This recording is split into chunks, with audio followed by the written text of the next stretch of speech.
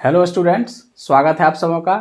तो आज की वीडियो में हम लोग देखेंगे क्लास 12 का जो चैप्टर नंबर 1 है वो सॉलिड स्टेट। इससे वेरी इंपॉर्टेंट ऑब्जेक्टिव क्वेश्चन, ठीक है। और एक और बिग अनाउंसमेंट है आप लोग के लिए कि इस चैनल पर जो है जितना भी क्लास 12 का केमिस्ट्री में चैप्टर है, ठीक है, तो जैक बोर्ड के लिए जितना भी वेरी इंपॉर्टेंट क्वेश्चन है, चाहे वो ऑब्जेक्टिव हो या सब्जेक्टिव हो, ठीक है, रेगुलर जो है इस चैनल पे वीडियो अपलोड होगा, ठीक है। तो इसी सीरीज में हम लोग आज जो है वो देखेंगे क्लास 12 का चैप्टर नंबर 1 है सॉलिड स्टेट। इससे very important objective question well explanation के साथ, ठीक है। तो इस वीडियो को आप लोग जो है शुरू से लेके अंत तक देखिएगा और ये वीडियो जो है अपने यार दोस्तों के साथ शेयर भी कीजिएगा, ठीक है। तो दोस्तों, इस तरह से आज हमारे बीच में मुकेश सर आए हुए हैं जो क्लास 12 साइंस के छात्रों के केमिस्ट्री के चैप्टर वाइज ऑब्जेक्टिव और सब्जेक्टिव सभी प्रश्नों का उत्तर बताएंगे ताकि आप लोगों का बोर्ड एग्जाम में अधिक से अधिक मार्क्स आ सके। तो चलिए हम लोग देखते हैं कि आज आपके लिए हमारे मुकेश सर ने क्या कुछ लाया है।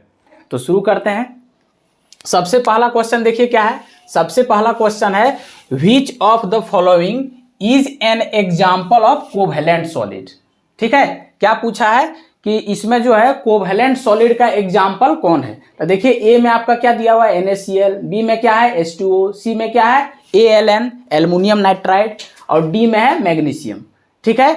तो ये जो है टाइप्स ऑफ सॉलिड में आप लोग पढ़ेंगे क्रिस्टलाइन और एमॉर्फस सॉलिड है, तो उसी में से क्वेश्चन है कि कोवेलेंट सॉलिड का एग्जाम्पल कौन है। तो इसको जो एग्जाम्पल को आपको पूरे तरीके से ध्यान में रखना है, ठीक है। तो इसका जो एग्जाम्पल जो सही एक आंसर हो जाएगा वो हो जाएगा ऑप्शन नंबर सी, ठीक है। क्योंकि हम लोग अगर पढ़ेंगे थोड़ा सा NaCl जो है वो किसका एग्जाम्पल है, आयनिक सॉलिड का, ठीक है। क्योंकि इसमें Na प्लस और Cl- आयन है और H2O जो है वो क्या हो गया, पोलर कोवेलेंट सॉलिड, ठीक है। और सी जो है, सी में आपका एल्युमिनियम नाइट्राइड, ये है एग्जाम्पल कोवेलेंट या नेटवर्क सॉलिड का। और जो डी है आपका क्या है Mg, वो है मेटालिक सॉलिड का। तो यहाँ हम लोग को पूछा है कोवेलेंट सॉलिड, तो उसका आंसर क्या हो जाएगा AlN, ठीक है, एल्युमिनियम नाइट्राइड, ठीक। तो बढ़ते हैं हम लोग क्वेश्चन नंबर 2 के तरफ। देखिए क्वेश्चन नंबर 2 में क्या है। क्वेश्चन नंबर 2 में total number of item in BCC unit cell. यहाँ पूछा है BCC यूनिट सेल में कितना टोटल नंबर ऑफ आइटम है। तो BCC का आप लोग फुल फॉर्म जानते हैं, body centered cubic unit cell, ठीक है। तो थोड़ा देख लेते हैं BCC किसको बोलते हैं। तो देखिए थोड़ा सा फिगर से यहाँ पर हम लोग देखते हैं BCC यूनिट सेल जो है वैसा यूनिट सेल जिसमें कंस्टिट्यूएंट पार्टिकल जो है वो कॉर्नर पे भी रहेगा, 8 कॉर्नर पे और बॉडी सेंटर पे, ठीक है। तो उसको हम लोग बोल देते हैं BCC यूनिट सेल। यहाँ पर पूछा हम लोग को टोटल नंबर ऑफ आइटम निकालना है, तो आप लोग सीखे ही होंगे थोड़ा कि कंट्रीब्यूशन सबसे पहले कॉर्नर पे 1/8 और टोटल नंबर ऑफ कॉर्नर 8, फिर प्लस करते हैं। अब बॉडी पे कितना नंबर ऑफ आइटम रहता है 1, तो 1/8 इंटू 8 करेंगे तो 1 और 1 प्लस 2, ठीक है। तो BCC में मेरे जो टोटल नंबर ऑफ आइटम हो गया वो 2 हो गया। तो यहाँ पर ऑप्शन नंबर बी क्या हो जाएगा, करेक्ट हो जाएगा, ठीक है। अब यहीं पर हम लोग को अगर पूछ देता BCC के जगह FCC पूछ देता, FCC face centred cubic unit cell. तो face centred cubic unit cell किसको बोलते हैं, वैसा यूनिट सेल जिसमें कंस्टिट्यूएंट पार्टिकल कॉर्नर पे भी हो और फेस सेंटर पे भी हो। तो कॉर्नर पे भी और फेस सेंटर, हर एक फेस, तब फेस टोटल कितना होता है 6, ठीक है। तो यहाँ पर भी हम लोग निकाल सकते हैं कंट्रीब्यूशन। एक चीज ध्यान रखिए, कंट्रीब्यूशन कभी चेंज नहीं होगा। तो 1/8 हो गया इंटू 8, ये तो हो गया कॉर्नर पर, अब प्लस फेस पर 1/2 कंट्रीब्यूशन इंटू 6। तो इसको कट करेंगे तो यहाँ पर ये हो गया 1 अब प्लस 3, टोटल कितना हो जाएगा 4, ठीक है। अब यहीं पर अगर FCC यूनिट सेल पूछता तो 4 हो जाता। और FCC को ही बोलते हैं CCP unit cell, cubic close packed structure, ठीक ना। तो यहाँ पर हम लोग देख लिया। और सिंपल क्यूबिक अगर पूछता तो कितना हो जाता 1। सिंपल क्यूबिक उसको बोलते हैं जिसमें सिर्फ कंस्टिट्यूएंट पार्टिकल किस पर हो, कॉर्नर पे हो। तो कॉर्नर पे 1/8 इंटू 8 तो 1 हो जाता। लेकिन हम लोग को क्वेश्चन पूछा है BCC, तो ऑप्शन नंबर बी क्या हो जाएगा, करेक्ट हो जाएगा, ठीक है। तो इसमें हर एक ऑप्शन से कैसे और क्वेश्चन अराइज हो सकता है उसको भी यहाँ पर डिटेल से बता रहे हैं। तो आप लोग इस वीडियो को शुरू से लेकर अंत तक देखिएगा, तो एक भी क्वेश्चन जो है आप लोग का छूटेगा नहीं और पूरा अच्छे से तैयारी हो जाएगा, ठीक है। तो हम लोग यहाँ पर देख लिए सेकंड का ऑप्शन नंबर बी जो है वो करेक्ट हो गया, ठीक है। बढ़ते हैं अगले क्वेश्चन की तरफ। क्वेश्चन नंबर 3 देखिए। क्वेश्चन नंबर 3 क्या है, which of the following is correct for hexagonal crystal system, ठीक है। तो आप लोग 7 क्रिस्टल सिस्टम पढ़े होंगे, थोड़ा सा देख लिए ट्रिक से। CMTTORH, CMTTORH सी से हो गया क्यूबिक, एम से मोनोक्लिनिक, टी से ट्राइक्लिनिक, टी से टेट्रागोनल, ओ से ऑर्थोरम्बिक, आर से रोम्बोहेड्रल, एच से हेक्सागोनल। ठीक है, 7 क्रिस्टल सिस्टम पढ़े होंगे, तो उसी से क्वेश्चन दिया हुआ है। वहाँ एक्सियल एंगल है, ठीक है, और एज लेंथ के बीच रिलेशन आप लोग पढ़े होंगे। ठीक है, तो वहीं से क्वेश्चन है हेक्सागोनल क्रिस्टल सिस्टम के लिए कौन सा यहाँ पर ऑप्शन जो है वो करेक्ट होगा। ठीक है, तो एक चीज आप लोग ध्यान रखिएगा, जहां भी गोनल वर्ड आ गया, ठीक है, वहां पर जो है आपका जो करेक्ट हो जाएगा वो हो जाएगा B. A is equal to B is not equal to C. ठीक है, ए बी सी 3 एज होता है वहां पर, तो A is equal to B is not equal to C, ये हो जाएगा करेक्ट हेक्सागोनल के लिए। और ए बराबर बी बराबर सी किसके लिए होता है? क्यूबिक के लिए। ठीक है, और यहां पर जो है C A is not equal to B is not equal to C, वो क्लिनिक, ठीक है, ट्राई क्लिनिक हो गया, मोनोक्लिनिक हो गया, इसके लिए सही होता है। ठीक है, तो हम लोग को पूछा हेक्सागोनल क्रिस्टल सिस्टम, तो यहां पर हो जाएगा A is equal to B is not equal to C. ठीक है, तो ये आप लोग ध्यान रखिएगा। तो तीसरा का ऑप्शन नंबर बी क्या हो जाएगा? करेक्ट हो जाएगा। ठीक है ना, बढ़ते हैं अगले क्वेश्चन की तरफ। Question number 4। क्वेश्चन नंबर 4 देखिए क्या है, contribution of atom at face centre of unit cell. अभी हम लोग यहां पर डील कर दिए, इसमें फेस सेंटर पे कंट्रीब्यूशन कितना होता है। और एक चीज ध्यान रख लीजिएगा आप लोग कि कंट्रीब्यूशन ऑफ एटम जो है वो कुछ भी हो जाए, धरती पलट जाए, फिर भी चेंज नहीं होगा, कभी नहीं चेंज होगा। कंट्रीब्यूशन का मतलब जैसे कॉर्नर पर कितना कंट्रीब्यूशन होता है? 1/8, कभी चेंज नहीं होगा। फेस पर कितना होता है? 1/2। एज पर कितना होता है? 1/4। ये सब कभी चेंज नहीं होगा। तो यहाँ पर फेस सेंटर पे पूछा है, और फेस पे हम लोग यहाँ पे निकाल के देखे थे 1/2, तो फेस सेंटर पे जो कंट्रीब्यूशन है 1/2। यहीं पर अगर पूछ देता है कॉर्नर पे कितना था, अभी देखे थे 1/8। पूछ देता है आपका किस पे? एज पे पूछ देता, तो एज पे हो जाता 1/4। ठीक है, बॉडी पे पूछ देता, बॉडी पे 1। ठीक है, तो हम लोग पूछा है फेस सेंटर पे, तो फेस सेंटर पे कंट्रीब्यूशन 1/2। ठीक है, तो इसको ध्यान रखिएगा। बढ़ते हैं अगले क्वेश्चन की तरफ। Question number 5। क्वेश्चन नंबर 5 में देखिए क्या है, coordination number in 2D hexagonal close packing. ठीक है, टू डायमेंशनल में 2 क्लोज पैकिंग होता है, स्क्वायर क्लोज पैकिंग और हेक्सागोनल क्लोज पैकिंग। तो इसमें पूछा है हेक्सागोनल में आपका कोऑर्डिनेशन नंबर, तो हेक्सा मतलब याद रखना है शॉर्ट में 6, तो इसका कोऑर्डिनेशन नंबर कितना हो जाएगा? 6। यही स्क्वायर क्लोज पैकिंग अगर पूछ देता कितना हो जाता? 4। ठीक है, 1 डायमेंशनल में पूछ देता कितना हो जाता? 2। कोऑर्डिनेशन नंबर आप लोग पता है कि the number of nearest neighbours for any particular atom. जैसे थोड़ा सा देख लीजिए यहाँ पर कि मान लेते हैं इस तरह से क्लोज पैक्ड 1 डायमेंशनल का बना रहे हैं, तो अब इसका कोऑर्डिनेशन पूछ दिया कितना इससे टच है? 1, 1, 2, तो 1 डायमेंशनल के लिए हो गया।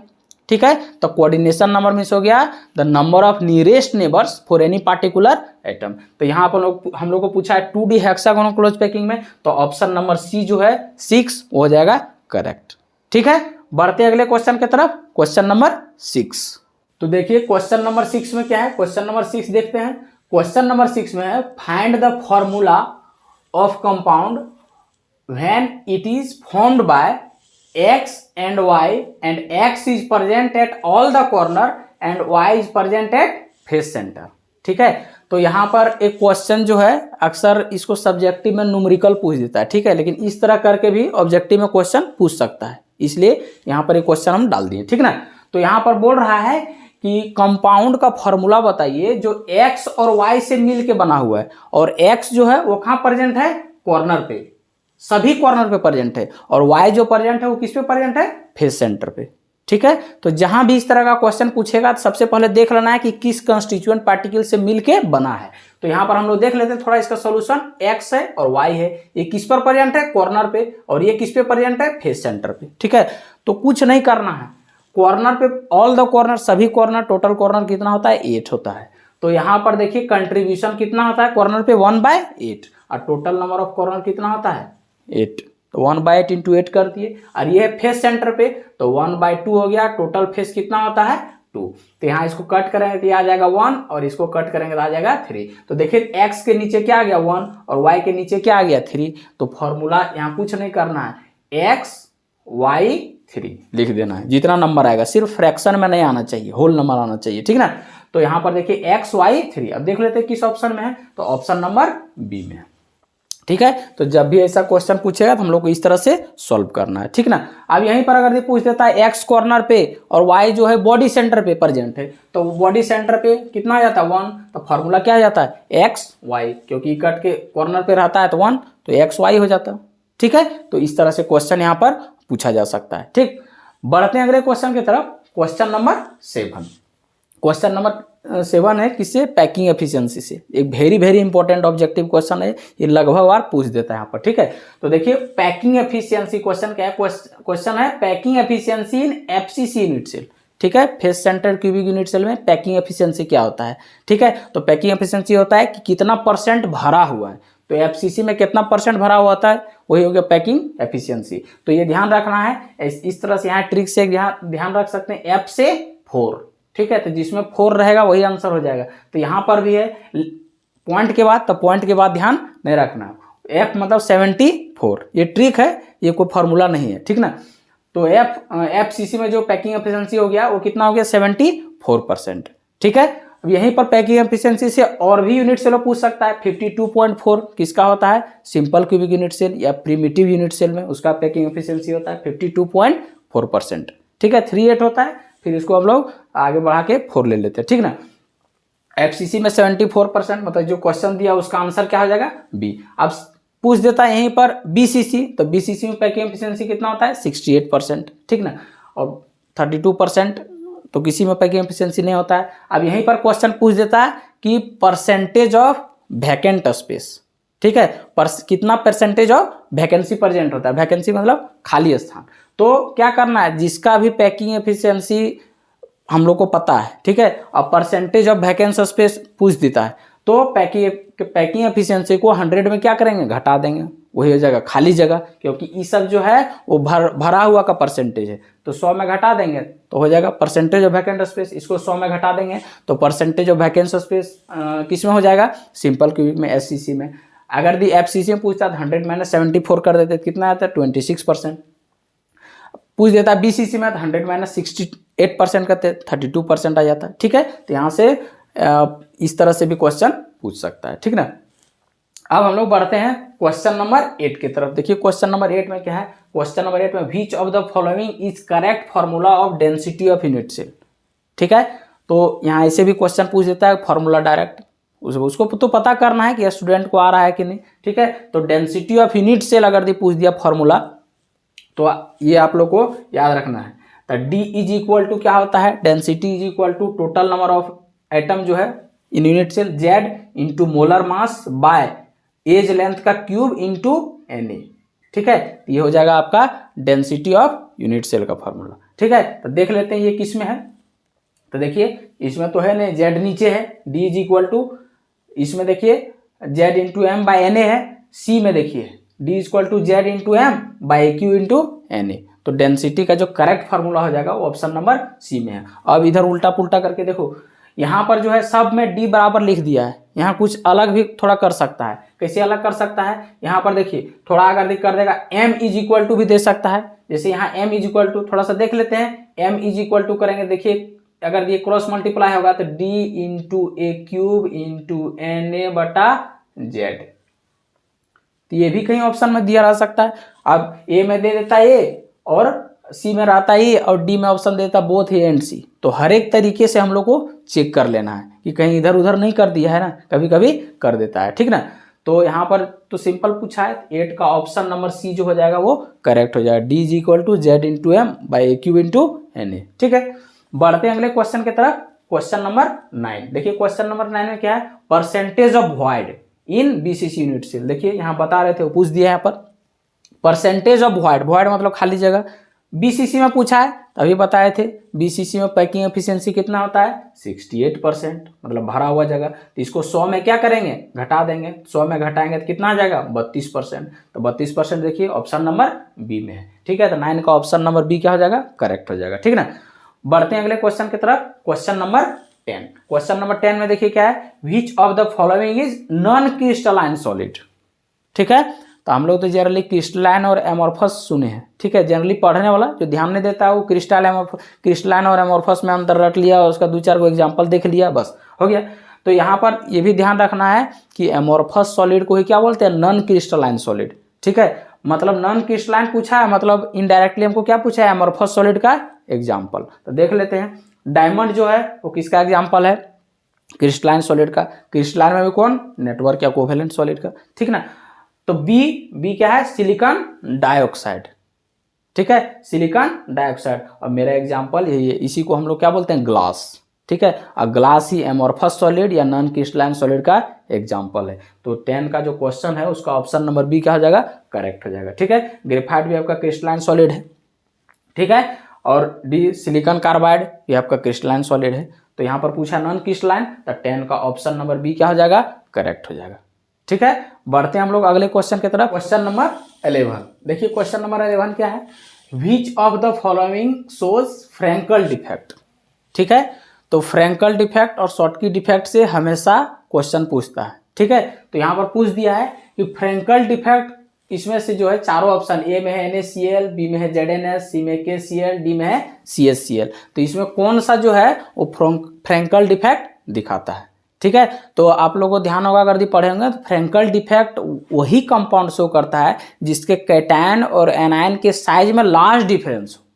ठीक है, तो वो क्या दिखाएगा, फ्रैंकल डिफेक्ट। और जिसका कैटायन और एनायन का साइज जनरली सेम हो वो क्या दिखाएगा, शॉर्टकी डिफेक्ट। ठीक है, तो यहाँ फ्रैंकल डिफेक्ट, तो देखिए NaCl सबसे पहला ऑप्शन में NaCl है। ठीक है, तो NaCl क्या दिखाता है, शॉर्टकी डिफेक्ट। जितना भी अल्कली हैलाइड है, ठीक है, LiCl, NaCl, CaCl, ठीक है, KCl, ये सब क्या दिखाता है, शॉर्टकी डिफेक्ट। तो यहाँ बी में क्या है, जिंक सल्फाइड ZnS। ठीक है, तो यहाँ पर देखिए Zn2+ और सल्फाइड आयन, इसके साइज में बहुत ही लार्ज गैप। ठीक है, large difference in size between cation and anion. तो यहाँ लार्ज डिफरेंस है, तो कौन सा डिफेक्ट शो करेगा, फ्रैंकल डिफेक्ट। तो 11 का ऑप्शन नंबर बी क्या हो जाएगा, करेक्ट हो जाएगा। ठीक है, तो यहाँ पर देखिए KCl और CaCl ये सब अल्कली हैलाइड है, तो ये क्या दिखाएगा, शॉर्टकी डिफेक्ट दिखाएगा। ठीक है, तो 11 का ऑप्शन नंबर बी क्या हो जाएगा, करेक्ट हो जाएगा। ठीक है ना, बढ़ते हैं अगले क्वेश्चन की तरफ। क्वेश्चन नंबर 12, देखिए क्वेश्चन नंबर 12 क्या है, which of the following shows Schottky defect. ये डिफेक्ट से जनरली बोले क्वेश्चन पूछता है, इसलिए सब यहाँ क्वेश्चन हम अरेंज कर दिए। ठीक ना, तो शॉर्टकी डिफेक्ट कौन सा जो है कंपाउंड शो करता है, ऑप्शन में दिया हुआ है। तो अभी हम बताएं कि जो अल्कली हैलाइड होता है, ठीक है, lithium, potassium, sodium, rubidium, caesium, ठीक है, तो ये सब क्या दिखाएगा, शॉर्टकी डिफेक्ट। ठीक है, तो यहाँ पर देख लेते हैं अल्कली हैलाइड किस में है, ए में क्या है, NaCl, तो ये अल्कली हैलाइड है NaCl, तो दिखाएगा शॉर्टकी डिफेक्ट। तो 12 का ऑप्शन नंबर बी क्या हो जाएगा, ऑप्शन नंबर ए क्या हो जाएगा, करेक्ट हो जाएगा, NaCl। ठीक है, तो यहाँ NaCl के जगह LiCl भी दे देता, KCl भी दे देता, CaCl भी दे देता, तब भी सही होता। ठीक है, तो इसको ध्यान रखिएगा। ZnS तो होगा नहीं, क्योंकि अभी देखे थे हम लोग फ्रैंकल डिफेक्ट शो करता है। AgCl, ठीक है, AgCl भी कौन सा डिफेक्ट शो करेगा, फ्रैंकल डिफेक्ट। ठीक है, ZnS, zinc sulphide, AgCl, AgBr, AgI, silver का जितना भी हैलाइड है सब दिखाता है फ्रैंकल डिफेक्ट। ठीक है, तो इसमें जितना भी प्रोबेबल क्वेश्चन अराइज हो सकता है, क्योंकि सभी को लिखना पॉसिबल यहाँ नहीं है, तो इस वीडियो को जो है आप लोग पूरा ध्यान से देखिए, क्योंकि इससे अगर ये पूरा देख लेते हैं तो एक भी क्वेश्चन आपका नहीं छूटेगा ऑब्जेक्टिव इस चैप्टर से, इतना पूछेगा। ठीक है ना, तो यहाँ पर ZnS, AgCl, AgI, AgBr, ठीक है, AgBr तो दोनों तरह का डिफेक्ट शो करता है, तो यहाँ पर ये जो फ्रैंकल डिफेक्ट शो करता है। तो यहाँ शॉर्टकी डिफेक्ट पूछा है, तो 12 का ऑप्शन नंबर ए क्या हो जाएगा, करेक्ट हो जाएगा। ठीक ना, बढ़ते हैं अगले क्वेश्चन की तरफ। क्वेश्चन नंबर 13, क्वेश्चन नंबर 13 में देखिए, which of the following shows both type of defect. Both type of defect means Frenkel and Schottky defect दोनों दिखाता है। तो उसका आंसर जो हो जाएगा वो क्या हो जाएगा, AgBr, सिल्वर ब्रोमाइड। ठीक है, AgBr जो है silver bromide, very very important question, बहुत बार पूछ चुका है ऑब्जेक्टिव में। ठीक है, तो सिल्वर ब्रोमाइड जो फ्रैंकल डिफेक्ट भी दिखाता है, शॉर्टकी डिफेक्ट भी दिखाता है। NaCl क्या दिखाएगा, आपका Schottky defect. ZnS Frenkel defect. KCl Schottky defect, अभी हम लोग देखे थे। ठीक ना, तो 13 का ऑप्शन नंबर सी क्या आ जाएगा, करेक्ट। बढ़ते हैं अगले क्वेश्चन की तरफ। क्वेश्चन नंबर 14, देखिए क्वेश्चन नंबर 14 में क्या है, which of the following is also known as dislocation defect. ये भी बहुत ही इंपॉर्टेंट क्वेश्चन है। ठीक है, डिसलोकेशन डिफेक्ट कौन सा डिफेक्ट को बोला जाता है। ठीक है, तो डिसलोकेशन डिफेक्ट जो है इसको याद कर लीजिएगा, फ्रैंकल डिफेक्ट को बोला जाता है। ठीक है, Frenkel defect is also known as dislocation defect. क्यों डिसलोकेशन डिफेक्ट, क्योंकि उसमें जो होता है, हम लोग अभी देखे थे फ्रैंकल डिफेक्ट में कैटायन और एनायन के साइज में लार्ज डिफरेंस है, और फ्रैंकल डिफेक्ट में होता क्या है कि जो आपका कैटायन होता है वो क्रिस्टल में ही अपना ओरिजिनल पोजीशन से, मान लेते हैं यहाँ पॉजिटिव है, यहाँ नेगेटिव है, यहाँ नेगेटिव पॉजिटिव, तो अपना ओरिजिनल पोजीशन से जाके इंटरस्टिशियल पोजीशन में जाके ऑक्यूपाई कर लेता है। ठीक है, तो यहाँ पर देखिए कैटायन अपना ओरिजिनल पोजीशन से क्या हो गया, डिसलोकेट हो गया, इसीलिए इसको बोलते हैं डिसलोकेशन डिफेक्ट। ठीक है, यहाँ से एक और क्वेश्चन अराइज हो सकता है, ऐसे पूछ देता है कभी कभी कि डेंसिटी पर क्या इफेक्ट पड़ता है। फ्रैंकल डिफेक्ट में। तो डेंसिटी फ्रैंकल डिफेक्ट में जो कैटायन होता है अपना ओरिजिनल पोजीशन से इंटरस्टिशियल पोजीशन में आ जाता है, तो क्रिस्टल में ही जो है कंस्टिट्यूएंट पार्टिकल रह जाता है, इसलिए डेंसिटी पर कोई इफेक्ट नहीं पड़ता है, डेंसिटी रिमेन सेम। अब यही शॉर्टकी डिफेक्ट में बोल देता है, तो शॉर्टकी डिफेक्ट में क्या होता है, same number of cation and anion missing from the crystal. ठीक है, तो अब जब क्रिस्टल से बाहर निकल जाएगा तब मास घट जाएगा, और जब मास घट जाएगा तो डेंसिटी भी क्या होगा, घट जाएगा। तो ये भी क्वेश्चन यहाँ से राइज हो सकता है, ध्यान रखिएगा। डेंसिटी से रिलेटेड अगर क्वेश्चन पूछा कि डेंसिटी फ्रैंकल डिफेक्ट में क्या होता है, घटता है, बढ़ता है, सेम रहता है, तो फ्रैंकल डिफेक्ट में रिमेन सेम। ठीक है, शॉर्टकी डिफेक्ट में डेंसिटी से रिलेटेड क्वेश्चन पूछ दिया तो उसमें डेंसिटी डिक्रीजेस। ये भी यहाँ से 2 क्वेश्चन राइज हो सकता है, इसको ध्यान रखिएगा। ठीक है ना, बढ़ते हैं अगले क्वेश्चन की तरफ। Question number 15। क्वेश्चन नंबर 15 में देखिए क्या है, which of the following shows impurity defect. ठीक है, इम्प्यूरिटी डिफेक्ट कौन सा जो है ऑप्शन में किस कंपाउंड के मिक्सचर में शो होता है। ठीक है, तो यहाँ पर देखिए इम्प्यूरिटी डिफेक्ट जो है, ये सब एग्जाम्पल आप लोग को ध्यान रखना चाहिए कि NaCl को जब स्ट्रोंटियम क्लोराइड के साथ सोडियम क्लोराइड और स्ट्रोंटियम क्लोराइड को मिलाते हैं तो क्या होता है, इम्प्यूरिटी डिफेक्ट शो करता है। ठीक है, और यहाँ पर और भी ऑप्शन दे दिए, ये सब इम्प्यूरिटी डिफेक्ट शो नहीं करेगा। ठीक है, तो NaCl प्लस SrCl2। ठीक है, यहाँ एक और एग्जाम्पल है इसका, AgCl प्लस CdCl2। AgCl को अगर मिला देते हैं कैडमियम क्लोराइड के साथ तो ये भी क्या होता है, इम्प्यूरिटी डिफेक्ट शो करता है। तो ये एग्जाम्पल को माइंड में रखिएगा। ठीक ना, तो 15 का ऑप्शन नंबर ये क्या हो जाएगा, करेक्ट हो जाएगा। बढ़ते हैं अगले क्वेश्चन की तरफ। क्वेश्चन नंबर 16 देखिए, क्वेश्चन नंबर 16 क्या है, which of the following shows metal access defect. ठीक है, मेटल एक्सेस डिफेक्ट कौन सा जो एग्जाम्पल में कौन सा कंपाउंड शो करता है, तो आप लोग पढ़े होंगे नॉन स्टियोकेमिस्ट्री डिफेक्ट में metal access defect, metal deficiency defect. ठीक है, तो मेटल एक्सेस डिफेक्ट जो है वो शो करेगा जिंक ऑक्साइड। ये सब एग्जाम्पल है, ध्यान रखना है। एग्जाम्पल याद रखिएगा तो क्वेश्चन बनेगा, नहीं याद रखिएगा तो क्वेश्चन नहीं बनेगा। ठीक है ना, तो याद रखिएगा कि जिंक ऑक्साइड जो है वो कौन सा डिफेक्ट शो करता है, मेटल एक्सेस डिफेक्ट। ठीक है, तो ये था 16 क्वेश्चन नंबर का आंसर, ऑप्शन नंबर बी। अब बढ़ते हैं हम लोग क्वेश्चन नंबर 17 की तरफ। तो क्वेश्चन नंबर 17 में देखिए क्या है, which of the following shows metal deficiency defect. ठीक है, metal access defect, metal deficiency defect आप लोग पढ़े होंगे। तो मेटल डेफिशिएंसी डिफेक्ट पूछ रहा है, इसमें से कौन दिखाएगा। ठीक है, तो ये भी ध्यान रखने वाली बात है। तो ऑप्शन नंबर ए में देखिए Fe.93O। तो आयरन का जो ऑक्साइड होता है, ठीक है, फेरस ऑक्साइड, वो 0.93O से 0.96O, ये ध्यान रखिएगा। ठीक है, ये वो बड़ा लिख देते हैं। ठीक है, तो आयरन का जो ऑक्साइड होता है 0.93O से 0.96O तक, इसके बीच में कोई भी ऑक्साइड होगा आयरन का तो वो क्या दिखाएगा, मेटल डेफिशिएंसी डिफेक्ट। ठीक है, तो ये भी एग्जांपल है, इसको भी ध्यान रख लीजिएगा, अक्सर क्वेश्चन पूछ देता है। ठीक ना, और ये सब वैसे ही यहाँ पर दिया हुआ है, ऑप्शन तो कुछ भी दिया रह सकता है। ठीक है, तो इसको ध्यान रखिएगा। ठीक है, मेटल एक्सेस डिफेक्ट में क्या बोलते हैं, जिंक ऑक्साइड, ZnO। ठीक है, इस एग्जाम्पल को एकदम ध्यान रखिएगा पूरी तरह से। 18 नंबर क्वेश्चन आप देखते हैं। क्वेश्चन नंबर 18 देखिए क्या है, conductivity of good conductor is. ठीक है, कंडक्टिविटी तो पढ़ना, गुड कंडक्टर, सेमीकंडक्टर। ठीक है, कंडक्टर, सेमीकंडक्टर। ठीक है, इस सब के बारे में इसका वैल्यू याद रखना है। ठीक है, तो गुड कंडक्टर का जो कंडक्टिविटी वैल्यू होता है वो होता है 10⁷ पर ओम पर मीटर। तो ऑप्शन नंबर देखिए किस में है, 10⁴ है ए में, तो ये तो होगा नहीं। बी में 10⁵ है, ये होगा नहीं। 6 है, 7 है, तो ये ध्यान रखिएगा, ये भी वैल्यू है, इसको भी ध्यान रखना है। 10⁷ पर ओम पर मीटर कंडक्टिविटी का यूनिट होता है। तो 10⁷ जिसका वैल्यू होगा वो कैसा बिहेव करेगा, गुड कंडक्टर जैसा। ठीक है, तो इसको ध्यान रखना है। 18 का ऑप्शन नंबर डी क्या हो जाएगा, करेक्ट हो जाएगा। ठीक है ना, बढ़ते हैं अगले क्वेश्चन की तरफ। क्वेश्चन नंबर 19 देखिए, क्वेश्चन नंबर 19 क्या है, which of the following shows ferromagnetism.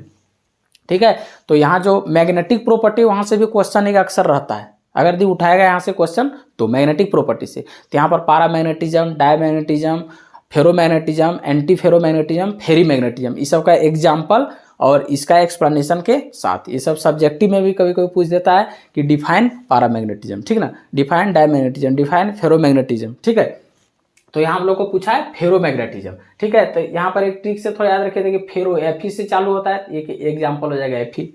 ठीक है, तो आयरन हो गया, कोबाल्ट हो गया, निकेल हो गया, क्रोमियम डाइऑक्साइड हो गया, ये 4 एग्जाम्पल जो होता है वो फेरोमैग्नेटिक सब्सटेंस का होता है, फेरोमैग्नेटिज्म का होता है। ठीक है, तो याद रखिए आयरन, कोबाल्ट, निकेल और CrO2। तो देखिए ऑप्शन ए में है आयरन, बी में है निकेल, सी में है CrO2, डी में है ऑल ऑफ दिस। तो आंसर क्या आ जाएगा? All of this. सभी एग्जाम्पल है आयरन, कोबाल्ट, निकेल, CrO2, ये जो है सभी एग्जाम्पल है फेरोमैग्नेटिक सब्सटेंस का। ठीक है, तो यहाँ कभी को पूछता पैरामैग्नेटिज्म, तो पैरामैग्नेटिज्म में चेक करना है, ठीक है, कि किसमें अनपेयर्ड इलेक्ट्रॉन रहता है, डायमैग्नेटिज्म में किसमें पेयर इलेक्ट्रॉन होता है। ठीक है, तो उस तरह से चेक करके हम लोग पैरामैग्नेटिज्म और डायमैग्नेटिक सब्सटेंस को निकालते हैं। ठीक ना, तो अब हम लोग बढ़ते हैं क्वेश्चन नंबर 20 की तरफ। 20 नंबर क्वेश्चन देखिए क्या है, which type of semiconductor is formed when 15th group element is mixed with 14th group element. ठीक है, तो आप लोगों को थोड़ा ध्यान यहाँ रखना है। जैसे देखिए 13th ग्रुप एलिमेंट होता है 14th और 15th पी ब्लॉक में। तो यहाँ पर देखिए तो 13th में क्या होता है, boron, aluminium, gallium, indium, thallium. ठीक है, 14th में होता है कार्बन, सिलिकॉन, जर्मेनियम, अस्टेनम, पीबी। ठीक है, अब 15th में आपका जो हो जाता है वो जाता है nitrogen, phosphorus, arsenic, antimony, bismuth. इसका ट्रिक भी पढ़े होंगे याद रखने के लिए क्लास 11th में जो पीरियोडिक टेबल में। ठीक है, तो यहाँ देखिए 13th ग्रुप एलिमेंट में आउटर मोस्ट में 3 इलेक्ट्रॉन, 14th ग्रुप में 4 इलेक्ट्रॉन, 15th ग्रुप में 5 इलेक्ट्रॉन। ठीक है, तो जो 14th ग्रुप एलिमेंट होता है ये होता है आपका प्योर सेमीकंडक्टर। ठीक है, जिसको बोलते हैं इंट्रिंसिक सेमीकंडक्टर। ठीक, और जब 13th को मिला देते हैं 14th में या 15th को मिला देते हैं 14th में तो इम्प्योरिटी मिला दिए तो हो गया इम्प्योर सेमीकंडक्टर, जिसको बोलते हैं एक्सट्रिंसिक सेमीकंडक्टर। ठीक है, आप देखिए थोड़ा सा, जब 4 इलेक्ट्रॉन वाले वैलेंस इलेक्ट्रॉन के एलिमेंट के साथ 3 इलेक्ट्रॉन वाला मिलाते हैं तो एक इलेक्ट्रॉन यहाँ पर बॉन्ड जो है वो बना नहीं पाता है, 4 इलेक्ट्रॉन होता है तब पूरा कोवैलेंट बॉन्ड बनाता, तो एक वैकेंट स्पेस यहाँ हो जाता है। ठीक है, तो यही बना देता है आपका पी टाइप सेमीकंडक्टर। यहाँ पर होल का फॉर्मेशन होता है, इसको बोलते हैं पॉजिटिव टाइप सेमीकंडक्टर। ठीक है, आप लोग फिजिक्स में भी इसको और बढ़िया से पढ़े होंगे। ठीक है, और जब आपको 15th ग्रुप एलिमेंट को मिला देते हैं 14th में, तो यहाँ देखिए चार्ज जो बना लिया इसके साथ कोवैलेंट बॉन्ड, एक एक्स्ट्रा बच गया, मतलब यहाँ चार्ज कैरियर क्या हो जाएगा, इलेक्ट्रॉन। इलेक्ट्रॉन मतलब कौन सा चार्ज होता है उस पर नेगेटिव। ठीक है, तो बना देगा एन टाइप। तो यहाँ ध्यान रखना है, यहाँ 2 तरीके से क्वेश्चन पूछ सकता है कि जब 13th को मिला देते हैं 14th में तो पी टाइप सेमीकंडक्टर, यहाँ चार्ज कैरियर हो जाता है होल, और अगर 15th ग्रुप एलिमेंट को 14th में मिला देते हैं तो बना देता है आपका एन टाइप सेमीकंडक्टर। ठीक है, तो ये था चैप्टर नंबर 1 से very very important objective question. ठीक है, तो इसको आप लोग जो है अच्छे से पूरा पढ़िए, क्योंकि इससे बाहर अब क्वेश्चन नहीं रहेगा, क्योंकि इसमें जो भी ऑब्जेक्टिव क्वेश्चन के साथ प्रोबेबल क्वेश्चन और अराइज हो सकता था उसको भी हम डिस्कस कर दिए हैं।